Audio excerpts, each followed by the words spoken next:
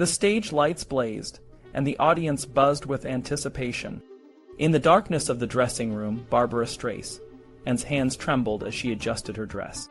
She had faced crowds before, but nothing like this. The International Hotel in Las Vegas was a behemoth, and the pressure was overwhelming. She stepped out, her voice shaky, and the room fell silent. But it wasn't the silence of awe. It was the silence of judgment. The jokes she tried to crack about the hotel's unfinished state fell flat. Instead of laughter, she felt a wave of cold, resentful disgust from the audience. They thought I was a snob, but I was really just scared, she would later confess, her voice breaking. She tried to push through, but the fear was paralyzing. The show was a disaster and Streisand retreated to her dressing room, tears streaming down her face. The next night, she changed her strategy. She opened with the upbeat "Don't Rain on My Parade," followed by her big hits like "People." The audience responded more warmly, and as the weeks went on, Streisand grew more comfortable. By the end of her 4-week run, she had won them over, but the damage was done. The opening night had been a nightmare. Meanwhile, just a few floors down, Elvis Presley was preparing for his own moment in the spotlight. He was a man who hadn't been on a concert stage in years, and the pressure was immense. The showroom was packed with celebrities, from Cary Grant to Sammy Davis Jr., all there to see if the king could still rock. Elvis was a nervous wreck, his hands sweating, his heart pounding. He asked his friend Sonny West to stand in the wings, just to make him feel safer. The Sweet Inspirations opened the show with a few numbers, and then Sammy Shore, the comedian, took the stage. But his microphone died, and he had to improvise, making jokes about the hotel's construction and the cheap equipment. The audience laughed, and the tension eased. Finally, it was Elvis's turn. As the band started the intro to "Blue Suede Shoes," Elvis walked out, his acoustic guitar slung over his shoulder. His hands were trembling, but he took a deep breath and began to sing. The crowd erupted. It was the old Elvis, the one they hadn't seen in over a decade, and he was better than ever. He wore a dark blue karate outfit, his hair straight and sleek, and his face had a new sharpness to it. He moved with a confidence that was both familiar and new. The audience was on its feet, screaming and cheering. Elvis played through his classic hits, from "All Shook Up" to "Jailhouse Rock," and then he slowed down with ballads like "In the Ghetto" and "Can't Help Falling in Love." The show was a mix of nostalgia and new energy, and Elvis was in his element. Behind the scenes, the band was in awe. They wouldn't shut up, John Wilkinson recalled. All through the first song, they kept shouting and cheering. They couldn't get enough of him. Elvis turned to the band, a look of relief and joy on his face, and they knew they were part of something special. Elvis Presley was back, and Las Vegas would never be the same. Elvis Presley stepped back onto the stage, after a staggering 9 years away from live performances. The crowd was electrified as he moved with the energy of a man half his age, leaping, kicking, and crouching like a panther on the prowl. He was drenched in sweat, gasping for breath, but the adrenaline kept him going. He drank water and Gatorade, and wiped his face with towels and handkerchiefs thrown from the audience. His producer, Felton Jarvis, later said, "He was like a wild man. He was all over that stage, doing flips and cartwheels.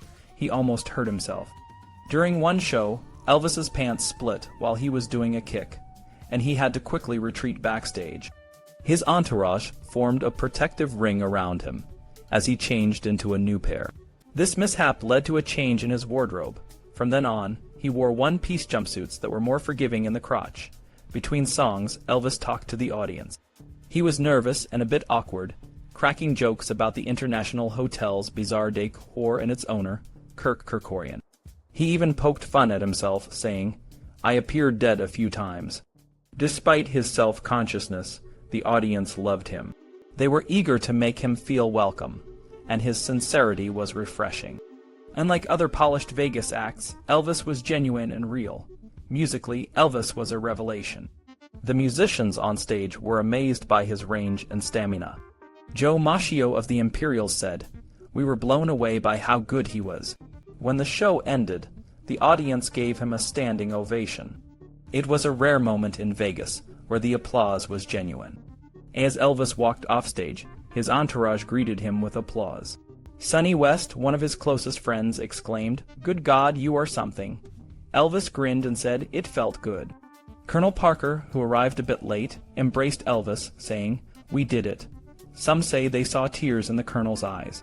Friends and fellow performers flooded Elvis's dressing room to congratulate him.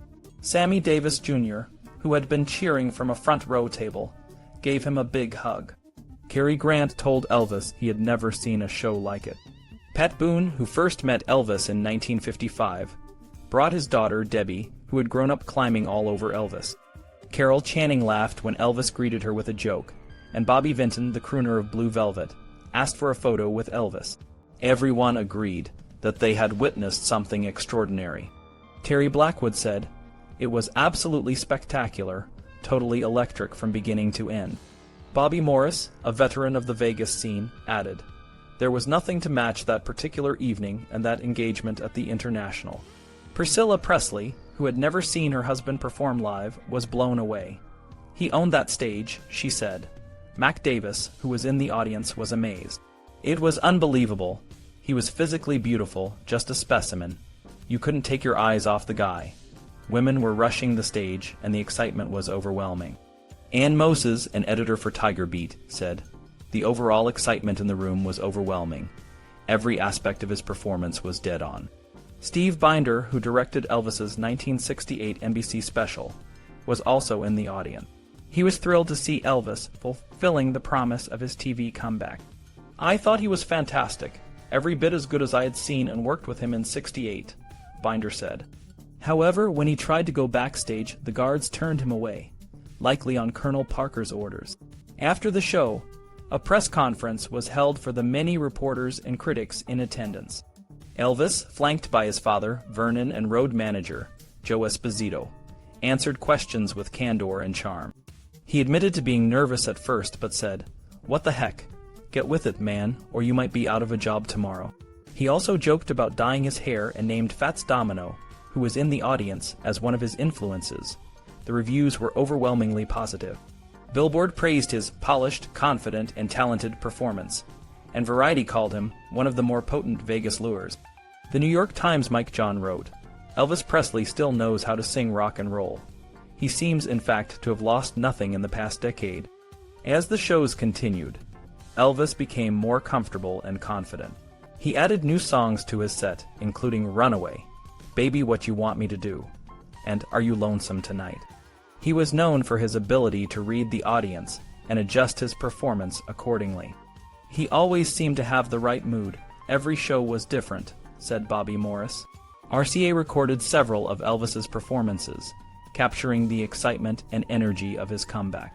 His voice was rich and powerful, giving the old songs new depth and the new ones a fiery edge.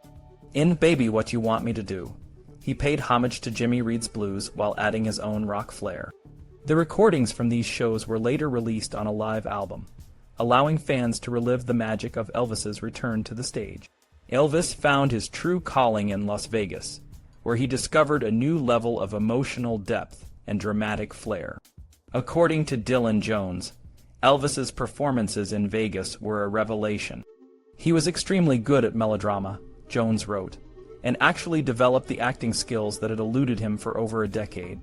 Elvis's talent for drama was especially evident in songs like In the Ghetto, where he delivered the lyrics with intense passion and a beautiful voice. He could transform even a soft ballad like I Can't Stop Loving You into a powerful performance, and he breathed new life into the Bee Gees' words, giving it a sense of real passion and splendor. One of Elvis's most iconic performances was Suspicious Minds, a song that he turned into a 7-minute symphony of anguished love. The song's 4-minute-long coda, where he repeats the lines, "I'm caught in a trap, I can't walk out because I love you too much, baby," nearly 20 times, with a series of crescendos and diminuendos, captivated the audience. The build-up to the song's climax was so intense that it felt almost like a physical release, and Elvis seemed to pour every ounce of his energy into it. The big band and backup singers were not just there for show. They complemented Elvis's performances, making the songs even more powerful. The sweet inspirations added soulful embellishments that filled the room, and James Burton's rhythm section was always tight and on the money. However, the orchestra was sometimes underused, as Elvis hadn't brought any conventional charts or arrangements. Frank Leone, the piano player, noted that the rhythm section was like gold, but the orchestra often sat idle. As the Vegas engagement progressed, Elvis's banter between songs became more freewheeling and sometimes silly. He would mumble, meander, and interrupt himself, making self-referential asides and laughing at jokes that only he seemed to understand. He would joke about clearing his throat or ask for wah-wah instead of water, then make fun of himself for using the baby word. Despite the disjointed nature of his patter, it was clear that Elvis was always watching himself, never fully comfortable with his success, and always fearing that it could vanish at any moment. Midway through the show, Elvis delivered a rambling monologue about his life and career. He talked about his early days in Memphis, driving a truck and training to be an electrician, and how he accidentally got into the music business. He recounted his first record, which became a hit in Memphis, and the wild reaction it received. He shared stories about his early gigs in small nightclubs and alleys, and his meeting with Colonel Parker in 1956. This monologue was as self-revealing as Elvis ever got on stage, but it was also filled with digressions and jokes that made it challenging to follow. Elvis's stand-up comedy was never his strong suit. He was often undisciplined and would turn to his band members for support when he felt insecure. Colonel Parker even wrote a note warning Elvis to be careful with his off-color material, especially during dinner shows where families might be in the audience. Despite this, Elvis sometimes slipped in racy double entendres, and during one memorable performance, he changed the lyrics of "Are You Lonesome Tonight?" to make a joke about bald heads. The audience might not have caught the switch, but Elvis's laughter was contagious, and the moment became one of the most genuine and disarming of his career. Elvis performed for 4 weeks, 2 shows a night, without a break.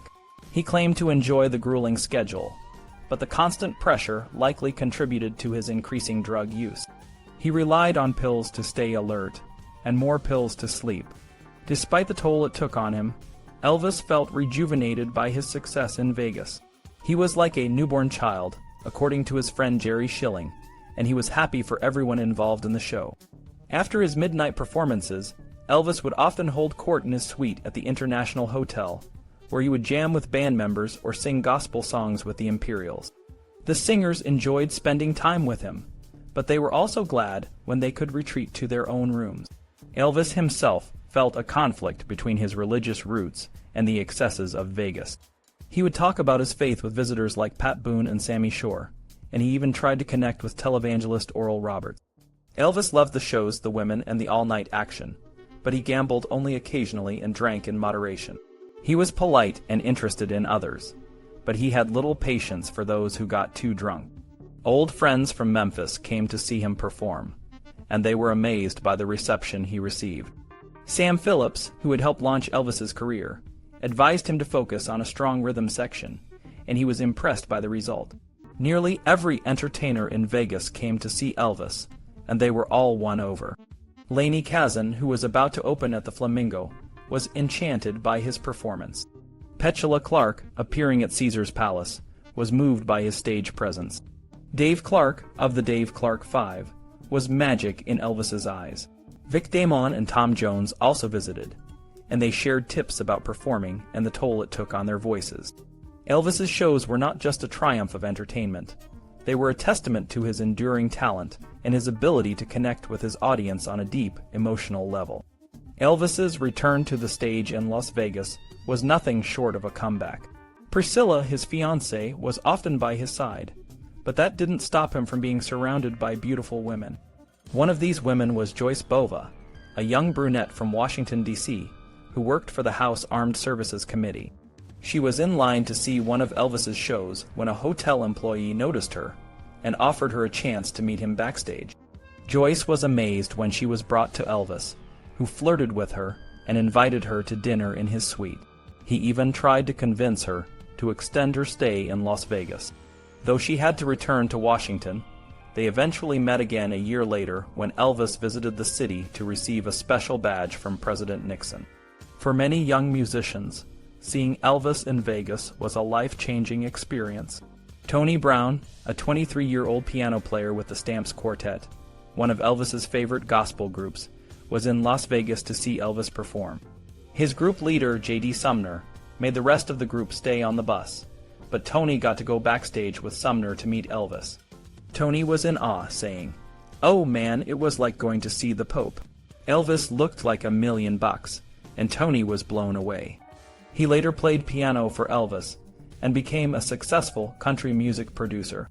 Terry Mike Jeffrey, a 15-year-old from Kentucky, had been singing along to Elvis records since he was 3. When he heard Elvis was performing in Vegas, he begged his mother to let him go. She finally agreed and even took out a loan to pay for the trip. Terry and a family friend flew to Las Vegas and got tickets for Elvis's dinner show on August 1st, 1969. After the show, Terry sneaked backstage, determined to meet his idol. He managed to catch sight of Elvis coming out of his dressing room, and just as security guards were about to take him away, Terry called out, "Hey, Elvis." Elvis smiled and called off the guards, spending 10 minutes talking to the young fan. Elvis was genuinely excited to meet Terry, who had come all the way from Kentucky. Elvis even arranged for Terry to attend the midnight show as well. Terry went on to see 38 of Elvis's concerts over the next 7 years, but he always remembered that first one as the best. Elvis's comeback show was a huge success. It drew 101,500 people over 4 weeks, with every show selling out. The gross ticket receipts topped $1,500,000, and the show made money, which was unusual in Las Vegas. People came from all over to see Elvis, not just to gamble. They filled the city's hotels, ate in restaurants, and bought souvenirs. When Elvis was in town, Las Vegas felt like a different place. Alex Shufy, the head of the International Hotel, knew the hotel's bet on Elvis was going to pay off. The night after the opening, he and Colonel Parker, Elvis's manager, met and sketched out a long-term contract on a pink tablecloth. Elvis would perform at the hotel for 2 4-week engagements a year for the next 5 years, with a salary of $125,000 a week, totaling $1 million a year. Some say Colonel Parker could have gotten more, but he was more interested in cash than stock in the hotel. He was known for his gambling, and he could lose thousands at the roulette table in a single night. Despite this, he kept Elvis away from the mob, refusing to let him be photographed with known criminals. Elvis was thrilled with his return to the stage, but he wasn't focused on the money.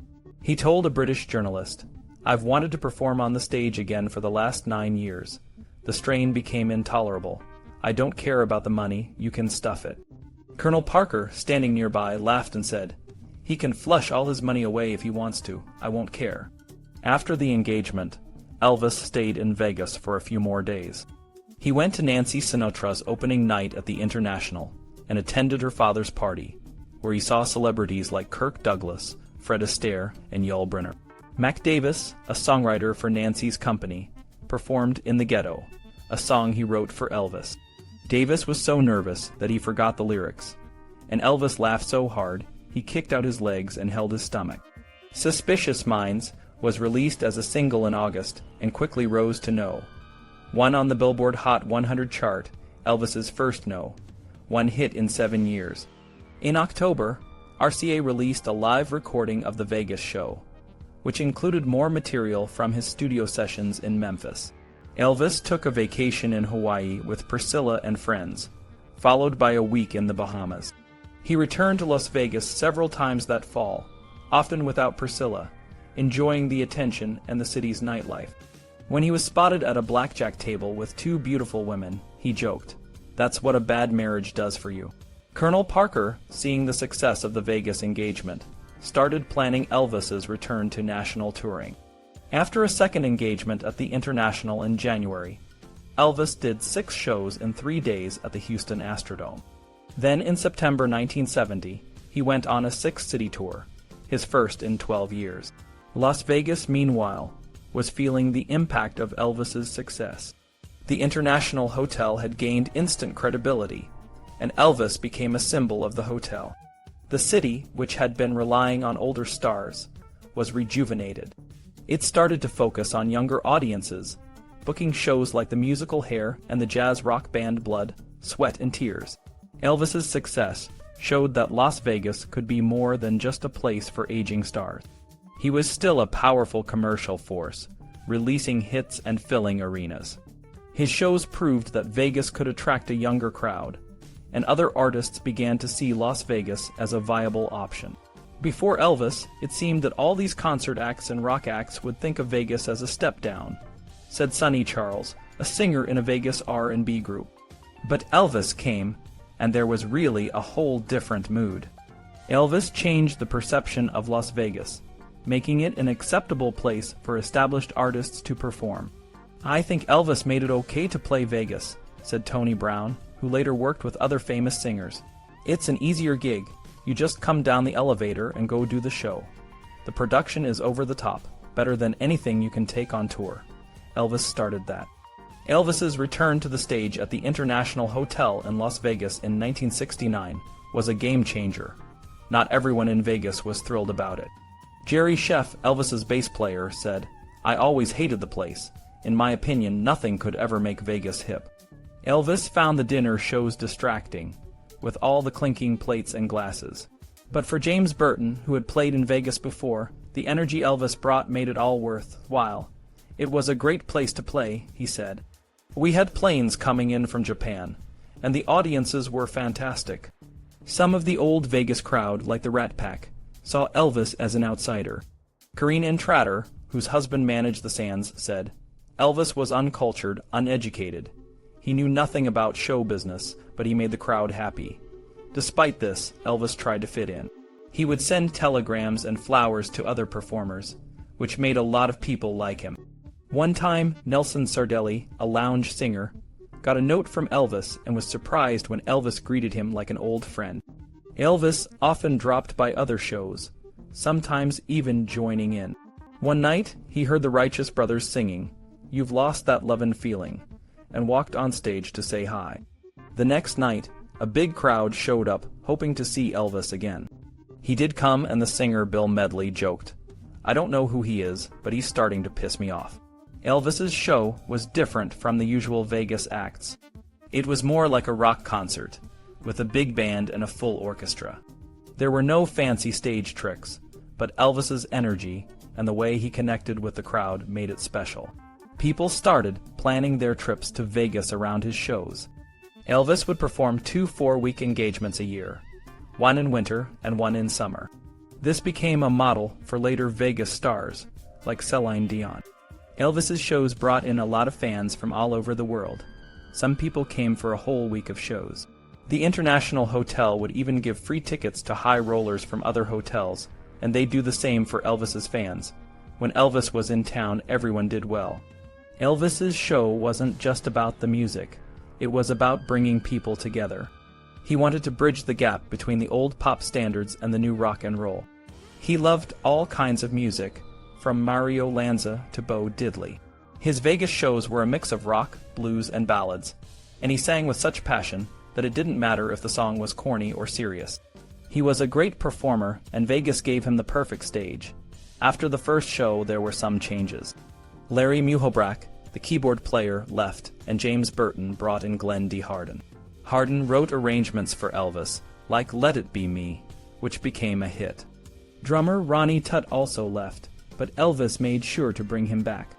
Together, they formed the TCB Taking Care of Business Band, and Elvis gave each member a special bracelet and pendant.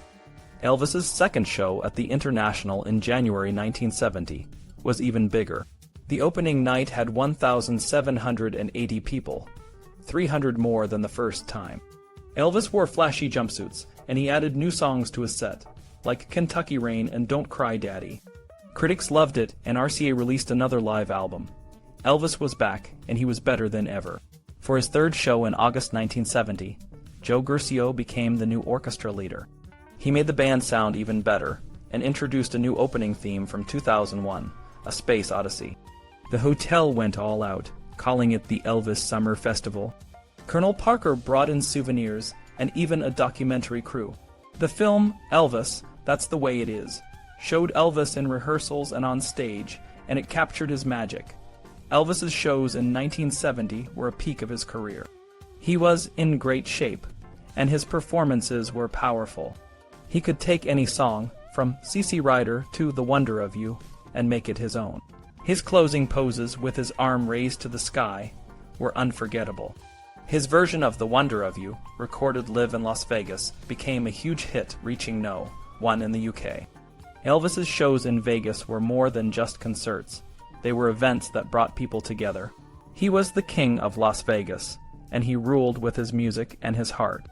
Elvis's rise to fame in Las Vegas is a story of transformation, but his decline is equally powerful. In 1969, Elvis Presley took the stage at the International Hotel, and it was like nothing anyone had ever seen before. He was electrifying, his voice powerful and his presence commanding. The song, That's the Way It Is, was a perfect example of his ability to turn a simple love song into something grand and emotional. When he sang, "You give me hope and consolation, you give me strength to carry on," his voice broke on the word hope, and you could see the intensity in his eyes. It was as if he was reaching out to someone, maybe a lover, or perhaps his mother, trying to find that source of strength. But the fame and the success in Vegas came with a heavy price. The grueling schedule of performing 2 shows a night, 6 nights a week, for 4 weeks at a time, began to wear him down. Elvis's 30th floor suite at the International, later the Hilton, became more of a prison than a home. He rarely left the hotel, and the constant darkness of his room, where he would sleep during the day and perform at night, added to his sense of isolation.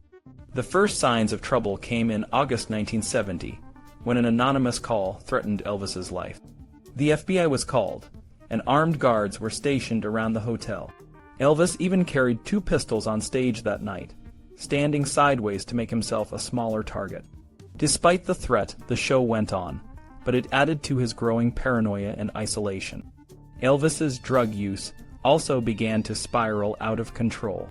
He would take sedatives to sleep and amphetamines to stay awake, and he found a new doctor in Las Vegas, Dr. Elias Gainham, who supplied him with more drugs.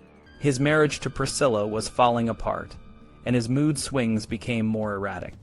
By August 1971, his performances were noticeably affected.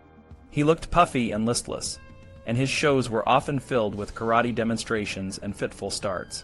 Critics began to notice, and the once vibrant performances were now described as sloppy and monotonous. Despite the decline, Elvis's fans continued to love him unconditionally. They would cheer for him no matter how he looked or performed. This adoration seemed to feed into his ego, and his shows became more bombastic and grandiose. He would wear elaborate white suits and a jewel-studded cape, spreading it wide and bowing dramatically. He even started performing a medley of patriotic songs called An American Trilogy, delivered with a serious and almost religious intensity. Occasionally, Elvis would show flashes of his old self.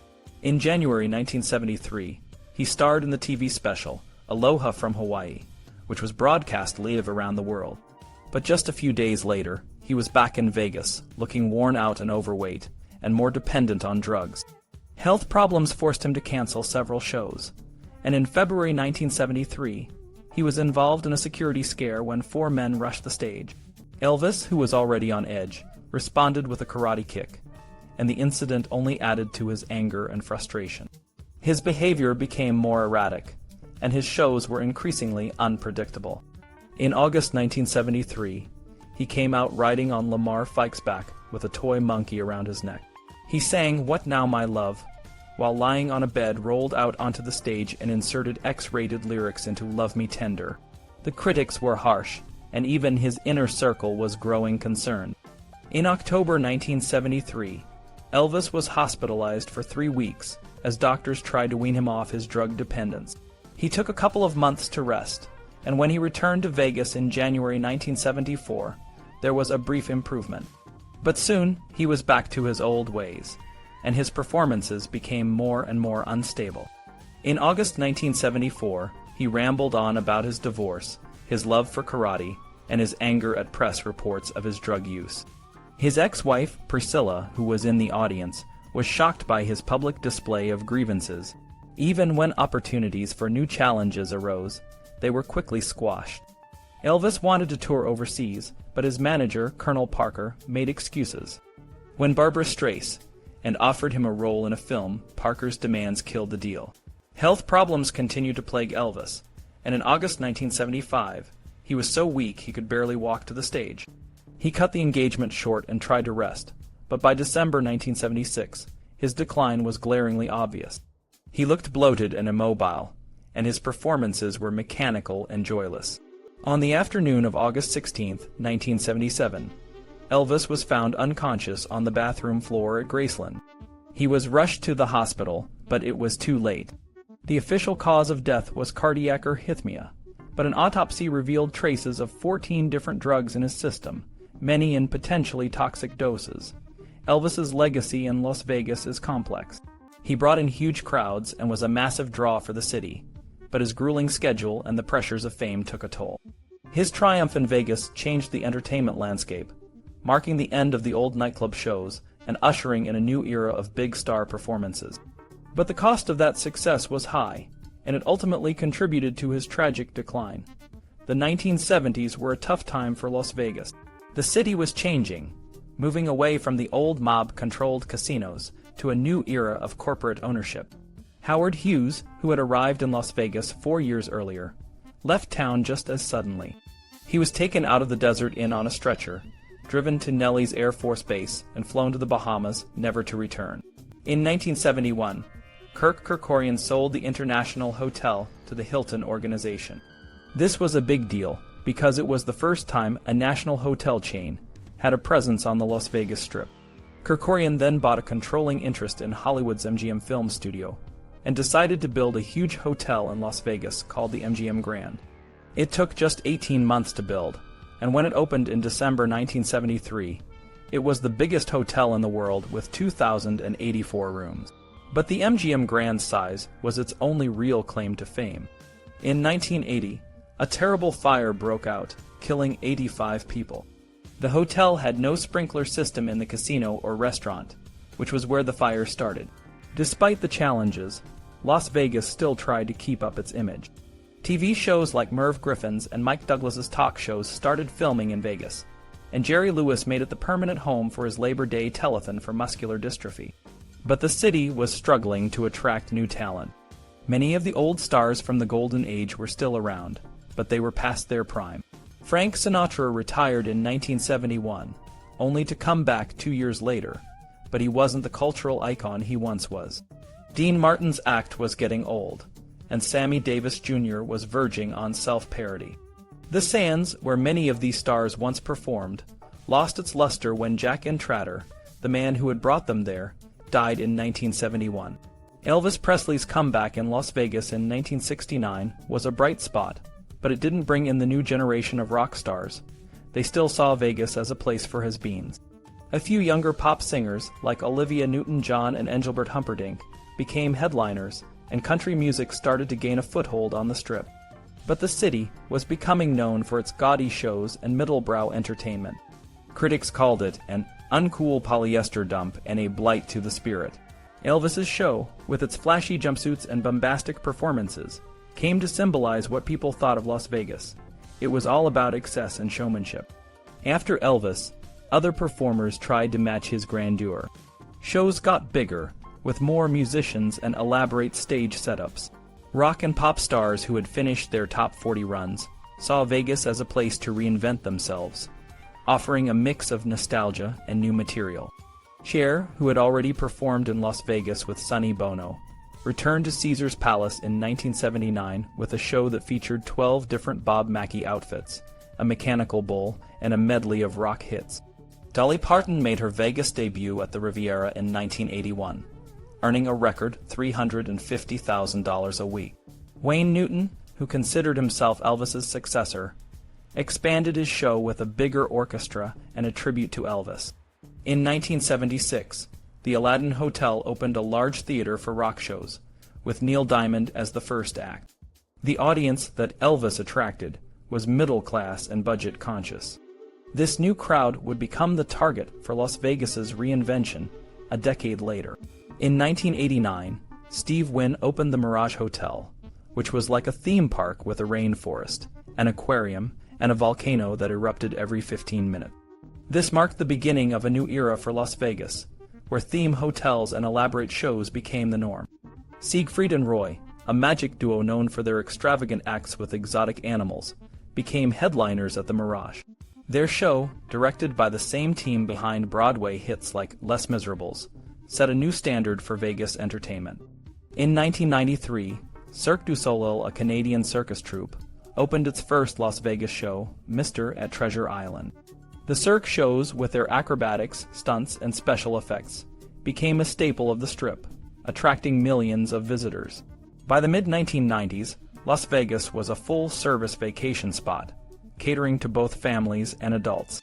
The city's reputation changed, and what was once seen as kitsch was now celebrated as a unique part of American culture. Critics who once dismissed Las Vegas as tacky now saw it as a lovable expression of over-the-top entertainment. In 2003, Celine Dion, a young Canadian singer, signed a contract to perform at Caesar's Palace. Her show, with its high-tech production and massive stage, was a huge success and inspired other pop stars to do residencies in Las Vegas. Elton John, Jennifer Lopez, Mariah Carey, and Lady Gaga all followed, creating shows that were even more extravagant than Elvis's. Elvis's influence on Las Vegas was profound. He showed the city how to think big and how to attract a new generation of performers.